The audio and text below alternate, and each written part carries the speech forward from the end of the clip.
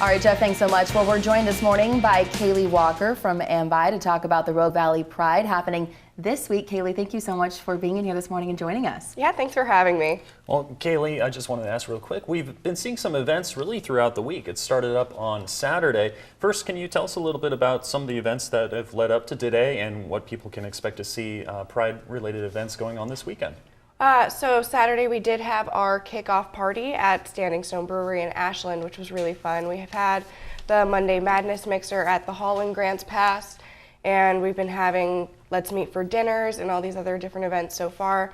What we have left, is just tonight we have the drag show for the HIV Alliance fundraiser. We have the silent disco out in Lithia Park. We have another Let's Meet for dinner for the gay, lesbian, and bisexual groups to meet.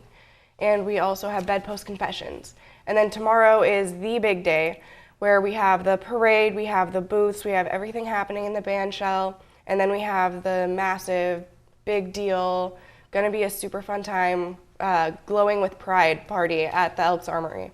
Very cool. Elks Lodge. Elks Lodge. Sorry. All right, very good. Well, let's talk about the significance of October, because I know a lot of times Pride events usually happen in the summer, usually June, right? What's the significance of this month? So typically they are more of a summer festivity. It's very unusual for ours to be at this time, but it is. It's in October because October 11th is actually coming out day. Okay. So we kind of based ours around that many years ago, and we kind of kept it up to kind of stay with the theme. Okay, with all of this going on from Saturday to the big day, as you put it, tomorrow, how many organizations does it take to put this together? Well, Lotus Rising Project is kind of the main head behind it all, but we've been getting volunteers from everyone in a bunch of different queer groups, queer communities all around the valley. And that's kind of how they found me, honestly, is they were doing a post and I saw it and was like, oh wow, I'd love to help out with Pride. And that's kind of how AMBI got involved with all of this, honestly. But it takes a lot. I mean, between everyone needing to participate with booths, with everyone needing to participate in the parade itself, the list of just sponsors and vendors that have just pitched in here and there. I mean, it takes a village to make a Pride. Sure, and there's a lot of organizations pitching in to really spread this out across the whole valley. Talk about just how this is different this year. This year we really had to kind of fight to make it happen.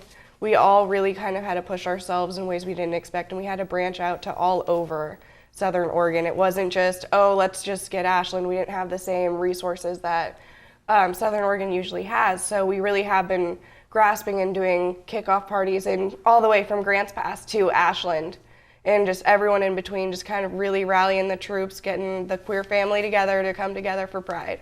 Very good. Kaylee, thank you so much for being here with us this morning. Really appreciate it. You guys can find out more information about Rogue Valley Pride at lotusrisingproject.org or the Lotus Rising Facebook page.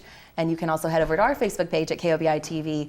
And Kaylee, thanks so much again for having us. We really appreciate you. Have a great, fun weekend this weekend. Yeah, and if there's any additional questions about AMBI, please check out our Facebook page at AMBI or Bisocial Community. Perfect. Thanks so much.